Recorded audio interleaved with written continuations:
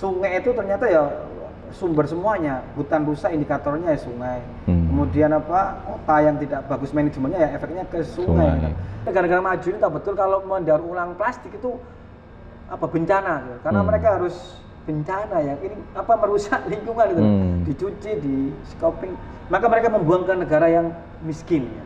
Konsumsi plastik dalam packaging makanan itu menyebabkan menurunnya kualitas dan kuantitas sperma.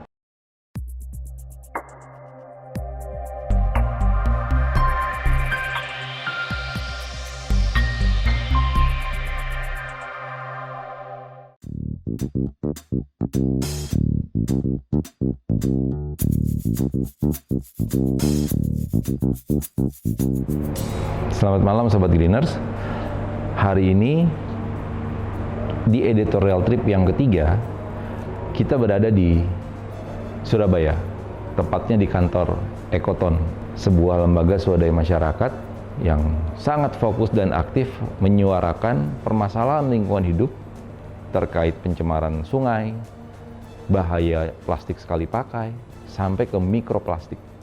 Baru-baru ini mereka juga melakukan riset di beberapa ruas sungai di Indonesia yang telah tercemar dan terkontaminasi oleh mikroplastik. Kita akan ngobrol dengan Mas Prigi Arisandi, salah satu founder dari lembaga ini, peraih Kalpataru juga, dan kita akan ngobrol bagaimana pandangan beliau terhadap perkembangan permasalahan lingkungan hidup yang ada di Jawa Timur. Saksikan di editorial trip ketiga, Surabaya.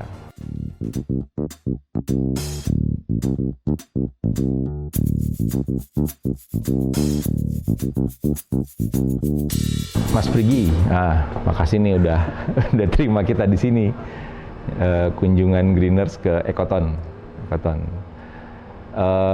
Ekoton itu apa sih, Mas? Mungkin bisa cerita dulu.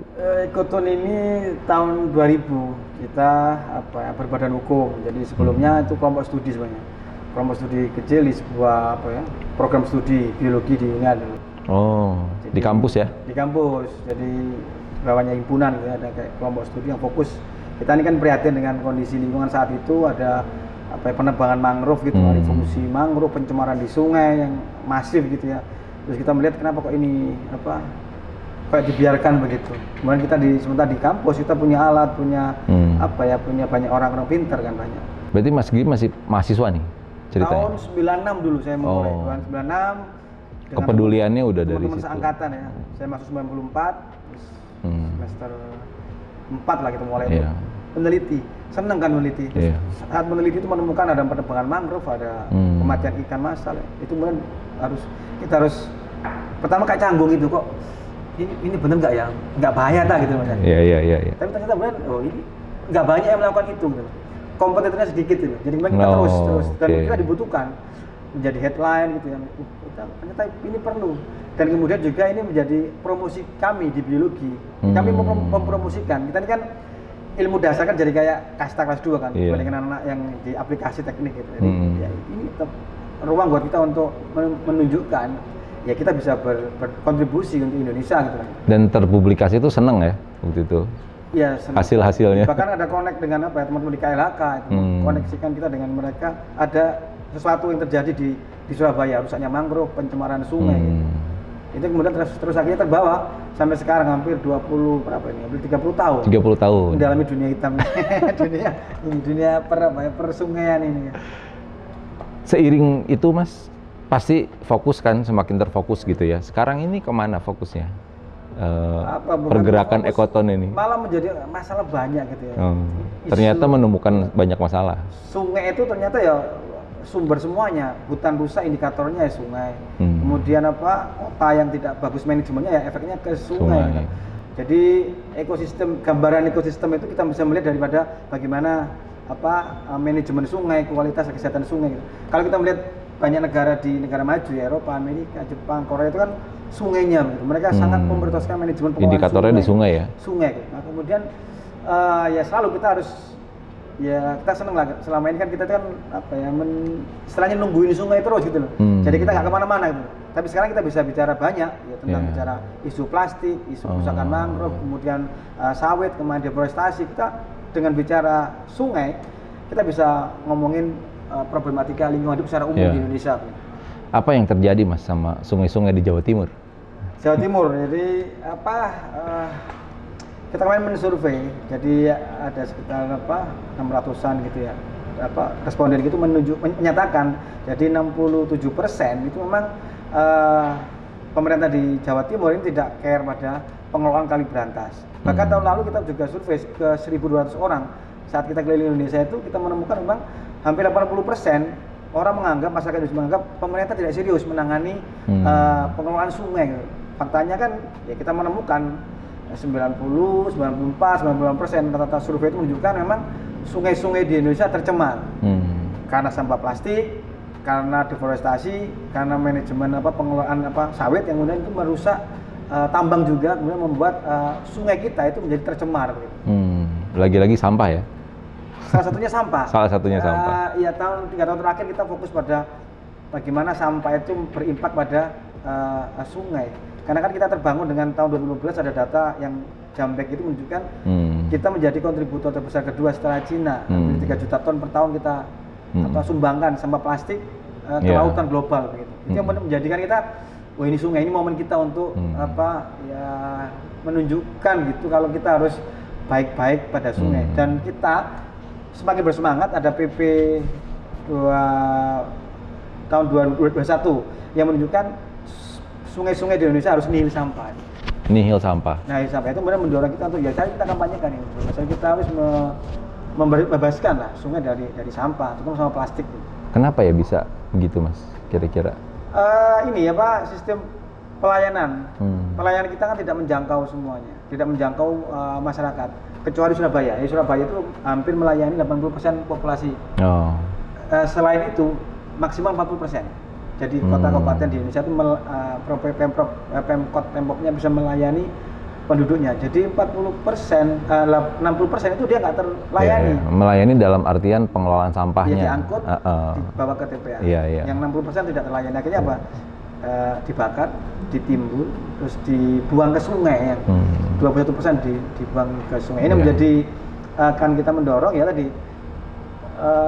Pemerintahnya harus didorong untuk menyediakan infrastruktur pengolahan sampah TPS di tiap kelurahan desa, kemudian industri, karena kita menemukan juga ternyata sampah yang paling banyak itu adalah saset. Saset kalau di Brantas ini kita menemukan hampir 46% adalah sampah popok. Kayak zaman dulu tuh nggak ada bahan kayak gitu ya? Betul, jadi ini kan nggak ada menjadi ada karena perilaku kita yang konsumtif dan juga industri memanjakan kita dengan memproduksi packaging dalam bentuk kecil. Di bawah 100 mili itu ya. Aku tuh zaman kecil tuh kayaknya nggak nemu tuh. Saset ya.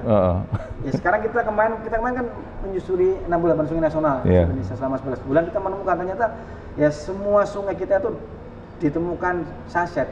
Bahkan di Leuser itu kita menemukan, di Tapak Tuan itu kita menemukan, di Hulu sekali itu kita menemukan sampo gitu ya. Terus kemudian bungkus mie, bungkus kecap, bungkus saus, popok itu ditemukan di dalam hutan.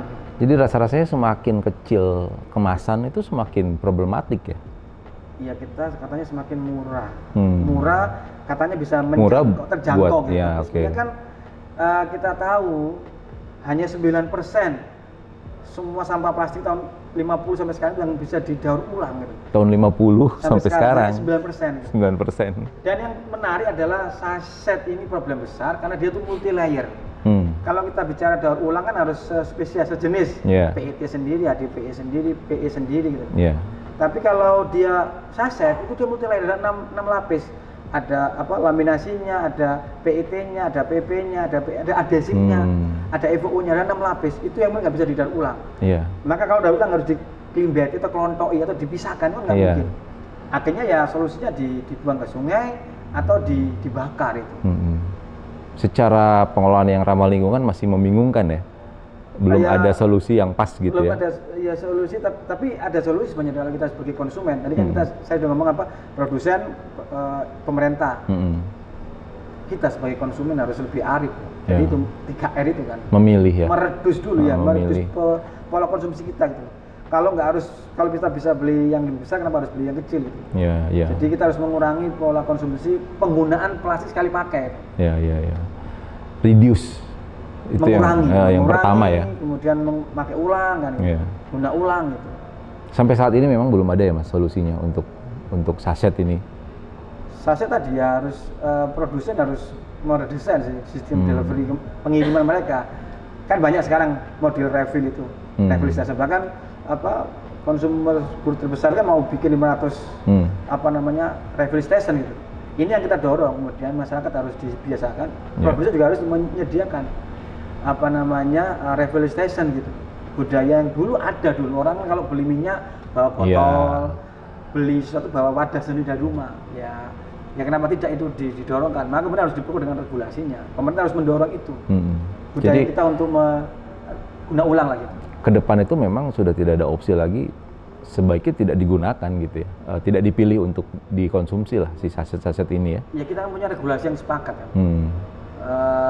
Tahun 2030 kan tidak ada lagi penggunaan plastik sekali pakai. Jadi KLHK itu sudah, ini mungkin harus didorong juga, KLHK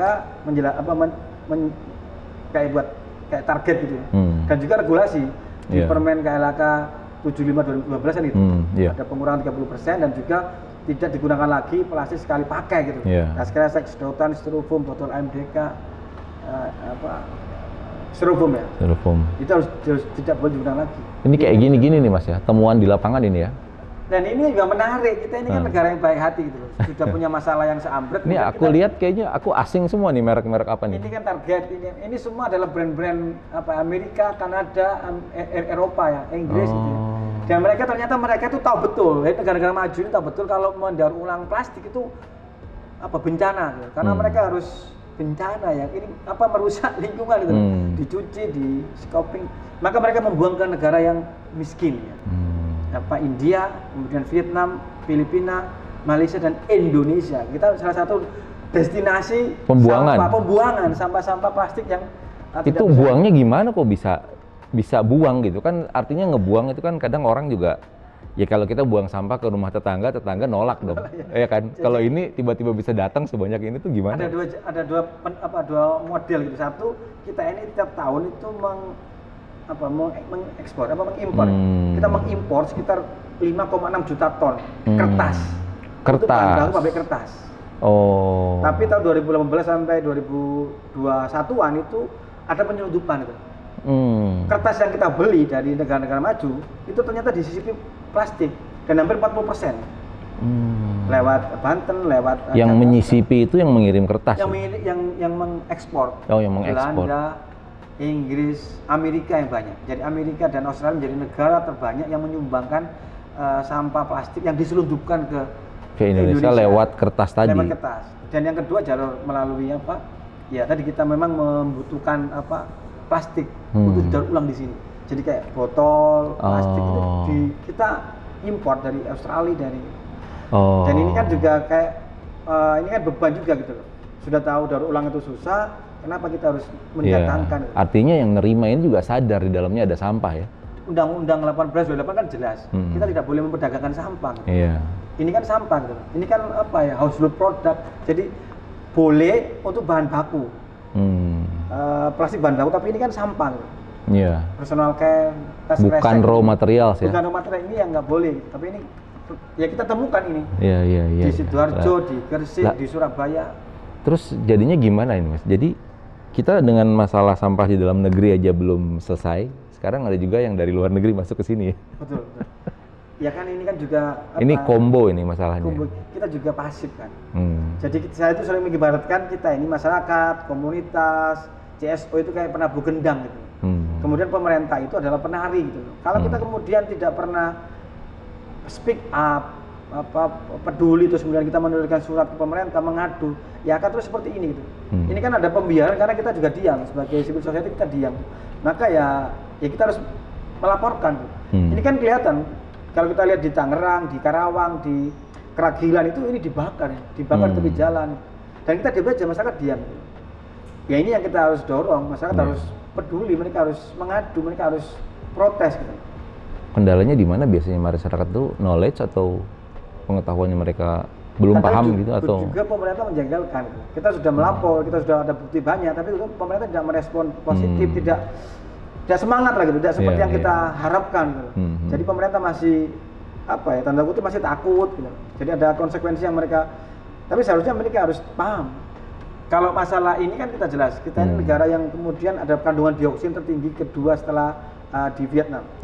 Dioksin di telur itu kan aktivitas pembakaran ini membuat telur di Jawa itu ternyata tinggi kandungan dioksinnya.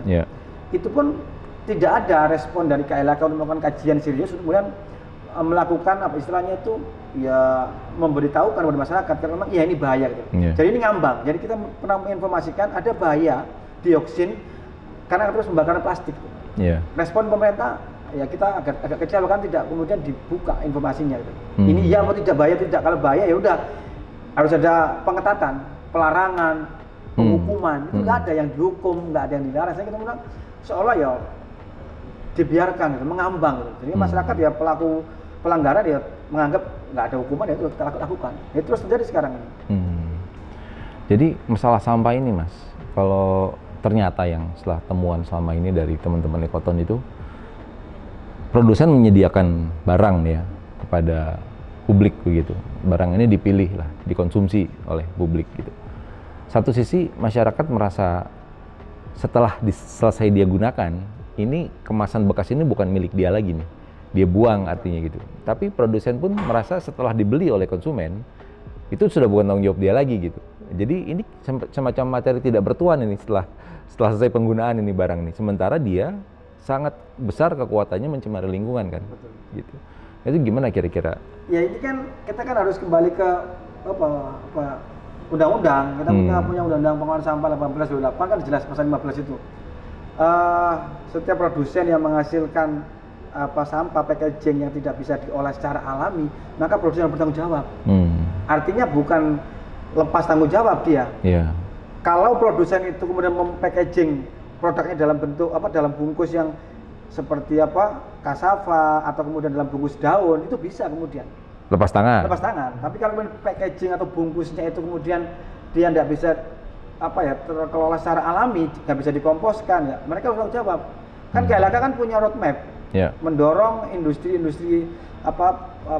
consumer good itu untuk kemudian punya roadmap untuk mengurangi 30% tuh. Di data di dalam Permen KLHK 75/2019 jelas mereka produsen harus mengurangi sampai 30%. Maka banyak kan sekarang produsen yang menggandeng bank sampah, kemudian mereka harus ikut kontribusi gitu. Artinya best practice itu sudah mulai ada gitu Mas? Atau sudah yang banyak melakukan itu. Oke. Tapi kemudian kan ini kan KLHK sendiri kan dia sendirian gitu.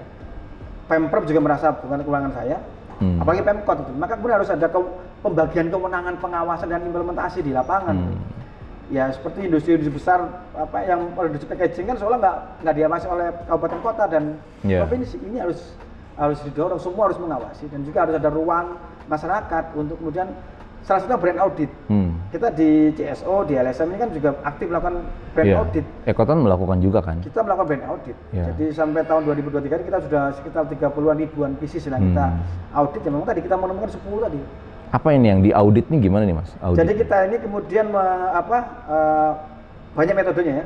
Jadi kita mengaudit atau mengumpulkan sampah yang keleleran ya, yang tercecer, yang tidak terkelola, yang ada di sungai, yang ada di pantai, yang ada di lahan terbuka yang nggak terkelola, yang dia ada potensi dibakar, kemudian licit ke sungai dan dia ke laut. Kita kumpulkan. Jadi kita bikin transek. Kadang kalau ada kategori besar gitu ya, ada di atas 5 meter ya kita bikin transek. Jadi ada kategori kecil 1 meter, 2 meter, 5 meter kita buat transek. Atau kita buat trasboom. Sampling gitu ya? Ya kita hambat aliran sungai. Selama 2 minggu kita angkat sampahnya, terus kita kategorikan dia. Dan itu kita menemukan ada ya 10 brand lah, 10 brand besar yang setiap hari kita pakai. Dari mandi, makan sampai kita tidur itu semua kita pakai. Dan itu kan akhirnya kita juga menggugat beberapa produsen ya seperti Wings, Garuda Foods, Indofood, kita gugat mereka di PN Surabaya. Kita karena ditemukan banyak di lapangan.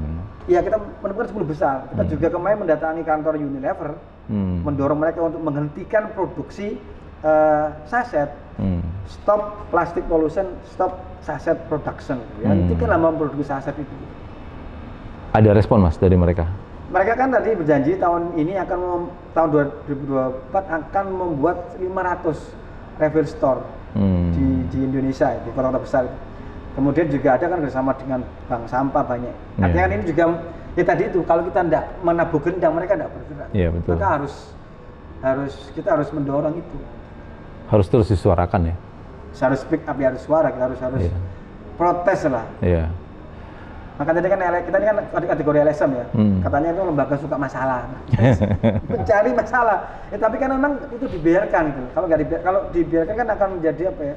Problem besar dan efeknya kan semakin parah. Kerusakan ke depan dan akan mahal biaya untuk pemulihan gitu. Oke. Ini sudah dilakukan berapa tahun Mas Ekoton? Jadi yang masalah sampah ini, sampah plastik. Isu sampah plastik ini kita mulai tahun 2017. Kita mulai dengan popok itu kan, kita bagaimana ini kan sebenarnya kan barang bid'ah gitu loh. Jadi popok ini kan banyak kan dia harus di sanitary landfill gitu Pak. Iya. Sementara kita tidak punya satupun di Indonesia TPA yang modelnya sanitary landfill, karena dia itu barang yang sifatnya itu residual, tidak bisa diolah dia. Maka itu kan harus tanggung jawab produsennya, pemerintahnya. Ini juga kita menginformasikan lah, ini jangan diolah. Indonesia ini kan ada 5 jenis sampah kan. Sampah organik yang bisa dikomposkan, sampah yang daur ulang, recycle, sampah guna ulang, sampah e-waste atau sampah limbah B3 dan sampah residual. Popok, pembalut, saset, ini nggak bisa diapa-apakan, ini jangan diapa-apakan ini. Maka ini harus mengedukasi orang, jangan diolah popok itu. Kenapa jangan? Itu infeksius. Pemerintah sudah mengkategori dia residual. Residual itu kan udah sisa itu. Harus dibawa ke TPA itu. Nah, ini yang kemudian yang salah kapal tidak diberitahu, ini kan infeksius kan. Ada yang BO-nya ada orang sakit, ada E. coli-nya, ini kan harus nggak bisa ditangani. Karena aku lihat ada beberapa yang mencoba mengolah. Justru itu yang harus kita kasih tahu. Pemerintah juga harus memberitahu. Ini tadi loh ada kategorisasi sampah tadi. Iya. Ada yang memang dia daur ulang, ada yang memang dikomposkan. Popok itu kategori dia adalah kategori residual dia. Nggak bisa dimakan, harus dibawa ke TPA. TPA ya. Maka ya harus didorong produsen untuk meredesain. Banyak negara sudah meredesain. Ada ada semacam standarisasi produk popok itu dari selulosa. Maka di Indonesia kan dia masuk APKI, Asosiasi Perusahaan Kertas Indonesia. Produsen popok itu masuk APKI. Karena bahan bakunya organik, banyak serat-serat tadi itu. Tapi seratnya sedikit, banyak yang sintetis, yang absorben gelnya itu 55%. Jadi popok itu 55% adalah plastik sebenarnya. Maka harus dikurangi komposisinya itu. Baru sisanya itu selulosa ya. Dikomposkan. Maka tadi harus dikurangi plastiknya, banyak bahan-bahan organiknya. Tadi kita udah sentuh aspek pemerintahan, produsen gitu Mas. Masyarakat ini gimana Mas merespon warning yang diberikan oleh teman-teman LSM ini?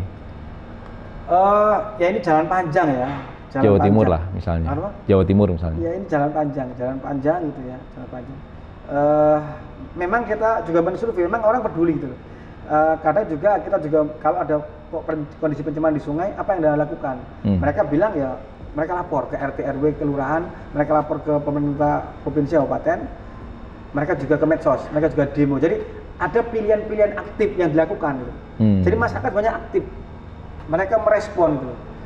Sebagian besar merespon. Jadi kita bisa melihat 80% masyarakat itu merespon problem yang terjadi di sekitar mereka gitu. Yang banyak terjadi kan sifatnya sekarang ini isu lingkungan yang banyak kan dampaknya luas gitu. Sehingga orang nggak merespon karena efeknya tidak langsung ke mereka gitu. Ini yang kemudian perlu pemerintah sebenarnya. Jadi bagaimana pemerintah itu membuat sistem respon. Kalau kami di Jawa Timur itu yang menjadi masalah itu ikan mati massal di sungai. Ikan mati massal di sungai. Setiap musim kemarau itu kan ada penurunan debit air di sungai. Semua sungai karena sumbernya tutup kan. Betul. Nah kemudian itu ketambahan limbah cair dari pabrik gula yang berproduksi pada musim kemarau. Sehingga kemudian dia ngedrop, ikannya mati massal. Bahkan kalau di Jawa Barat kan kayak waduk itu kan.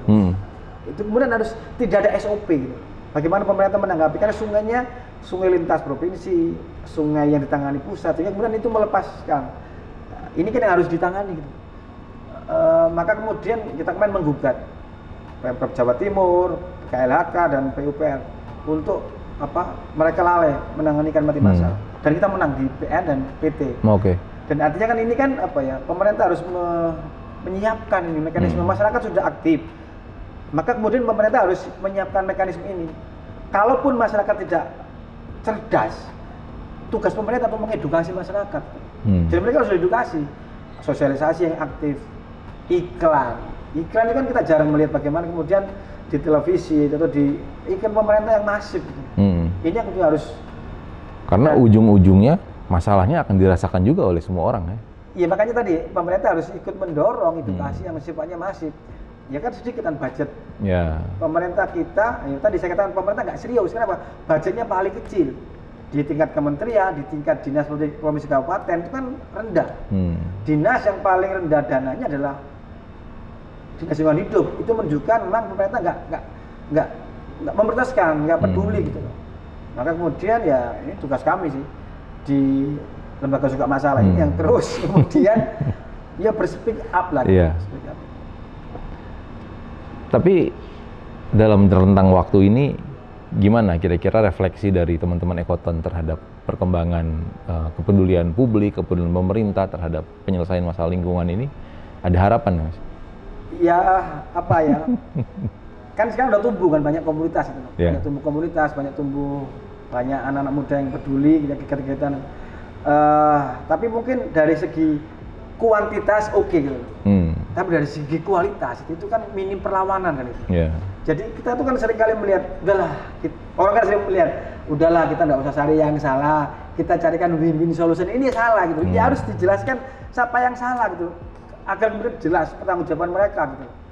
Ini yang kemudian harus, kita nggak bisa kemudian dengan ya mari kita win-win solution, nggak bisa ya, harus ada jelas beban tanggung jawab gitu loh. Pemerintah berbuat apa, produsennya ngapain, konsumennya ngapain. Ini yang harus dijelaskan.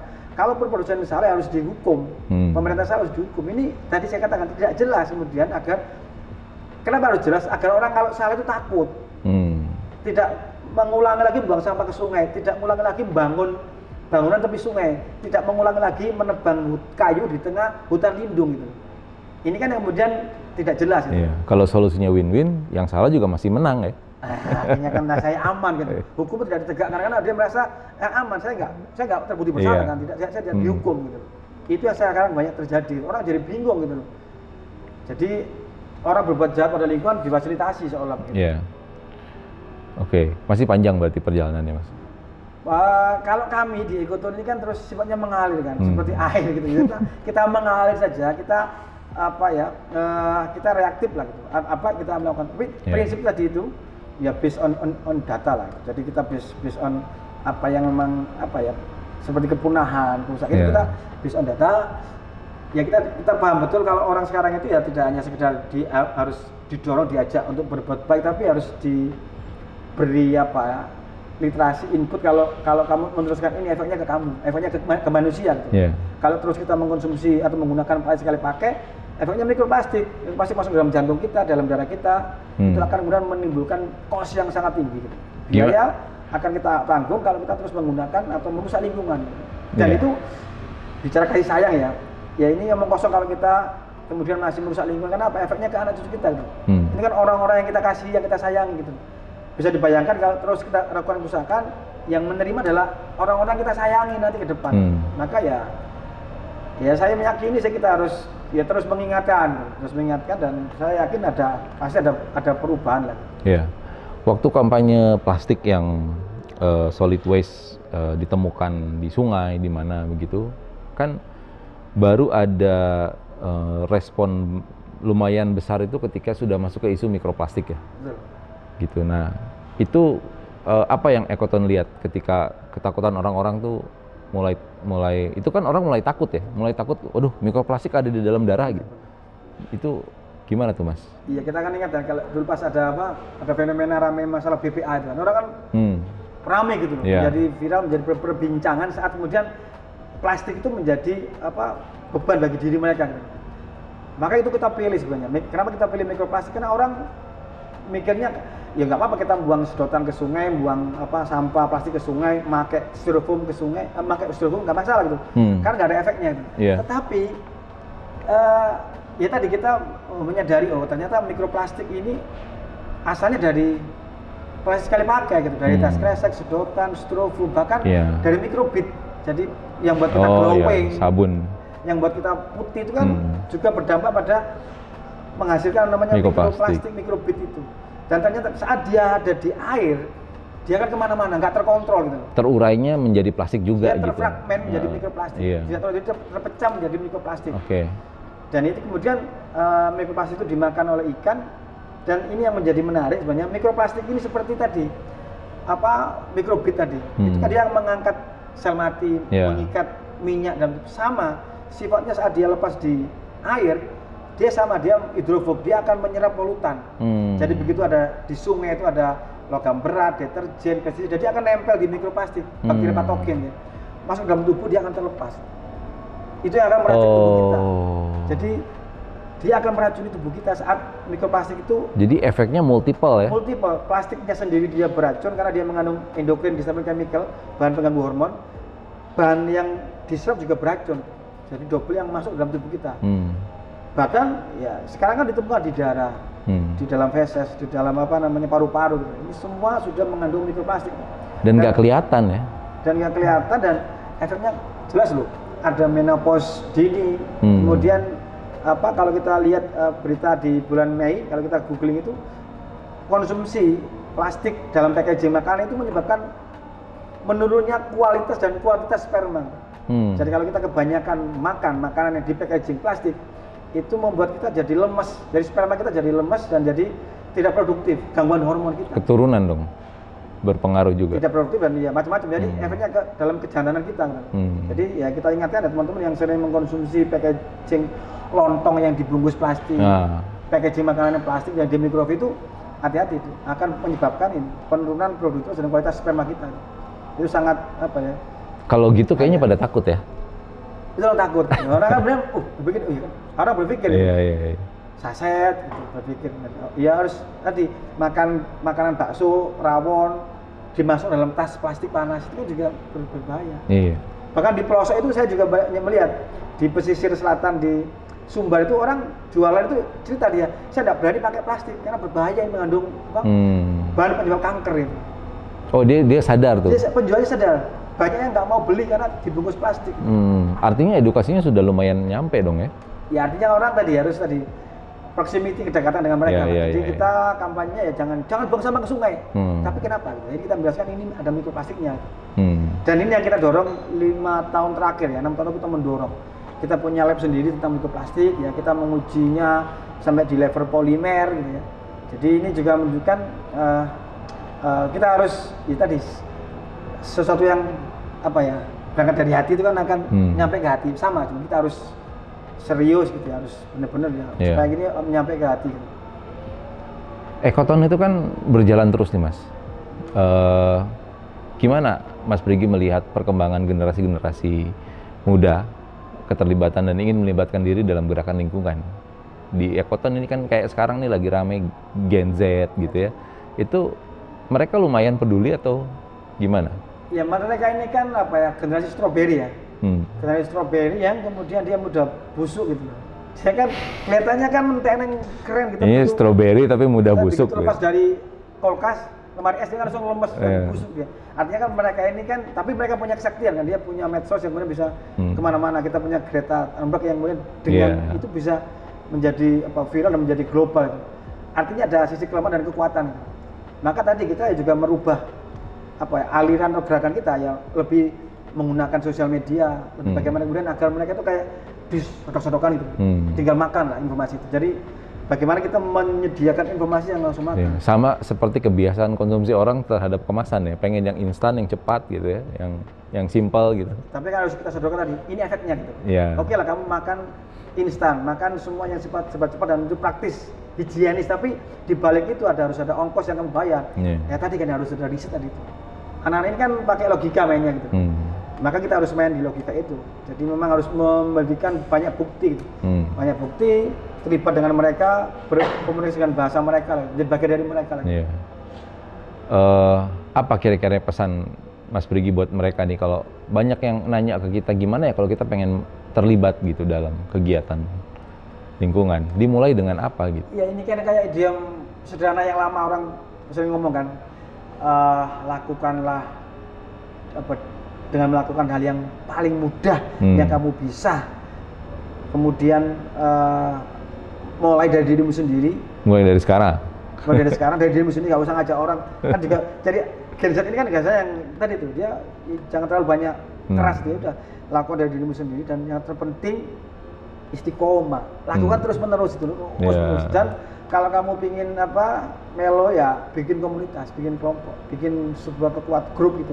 Ya dengan tadi dengan di medsos itu yang selalu bentuk. Maka ini ya itu kan segala zaman kan punya caranya kan gitu, untuk dia bisa melakukan perubahan itu. Kalau dulu kan kita tradisional kan dengan sekolah rame.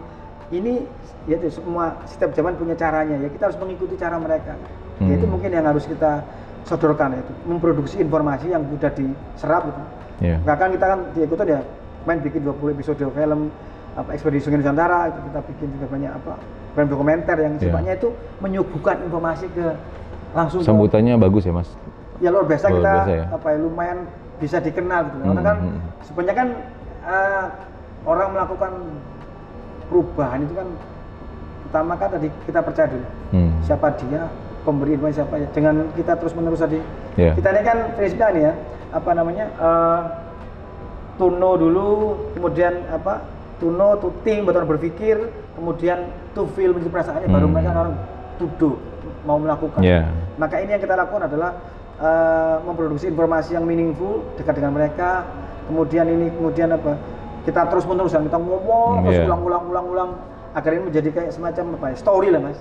Story agar orang bisa ngomong mikroplastik, ikan bencong, macam-macam sampah impor itu. Agar ini menjadi sebuah mitos. Jadi orang di bawah sadar mereka tuh, oh iya bayang makan pakai sedotan atau pakai kresek itu berbahaya, harus tidak ngulang sekali pakai. Oke. Jadi perjalanan masih panjang, kita masih harus melakukan ini, dan masih harus membangun generasi-generasi baru ya, Mas Prigi baru ini ke depan ini. Tapi harapannya ada lah pasti ya. Ya kata Sayyidina Ali kan gini, orang yang optimis itu selalu akan melihat kesempatan di balik kesulitan.